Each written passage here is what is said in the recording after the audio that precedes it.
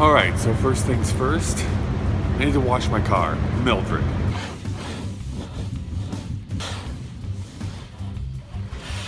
Today, I get to do my taxes, and by me doing my taxes, what I really mean is I'm gonna pay some people to do my taxes for me. Got a bit of a refund, so I'm gonna go blow my money on a bit of champagne and caviar.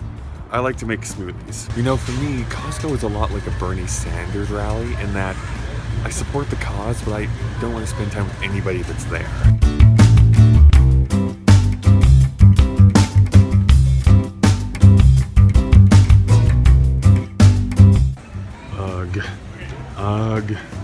Ugh.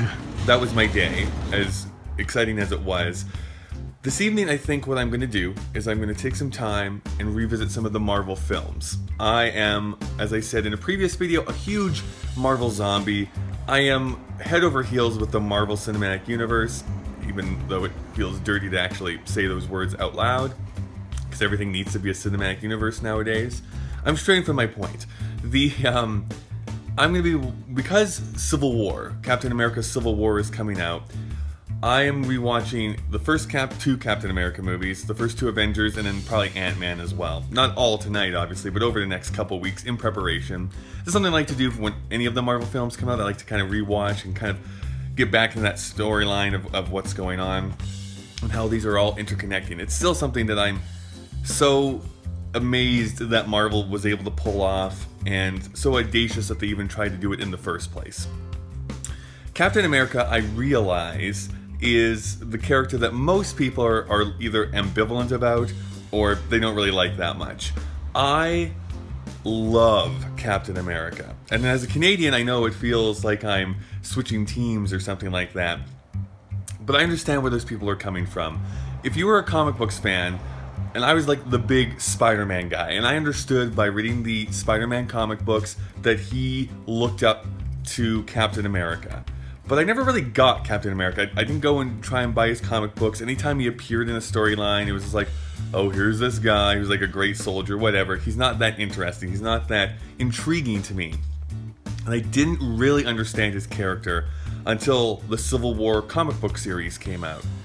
And when I read through that, and I realized that the comic book writers at that time really went back and kind of rethought the Captain America character in the 90s to really bring him into the modern day, because he did start off as a very much a propaganda type.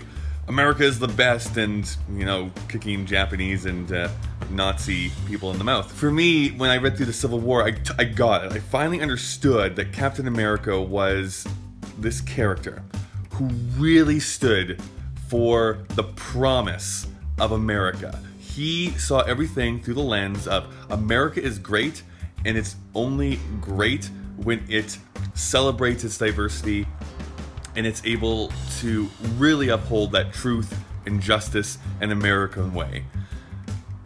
For like and for real, not just like buzzwords to try and push a political agenda. It was like he really stood for those things. And that comes into stark contrast, no pun intended, when he and Iron Man start fighting. Spoiler alert if you don't know anything about Civil War. I got it. And when they made the movies, they made a conscious effort to really pinpoint that. And I think Chris Evans nails this character. He totally understands, and he looks the part, first of all, but he totally understands that Captain America, while maybe coming off as goofy and from a different time, his core is like, I am a hero. And what I love about the Captain America character and the way that they portrayed it in the film is that every other superhero film, the person gets powers and then becomes a hero. And Captain America was different. He was a hero and then got powers. As a weakling, that 90-pound weakling, he is the person who puts his body on the line and his life on the line to save everybody around him. And it didn't matter if he had powers or not, he had the heart for it. And I always respect that. Lots of people don't like the first Captain America movie. They think it's the worst of the first 6. And to that I say, obviously you have not watched The Incredible Hulk recently. Or Iron Man 2. I have a huge anti-Iron Man 2 stance, which gets me into trouble a whole lot as well.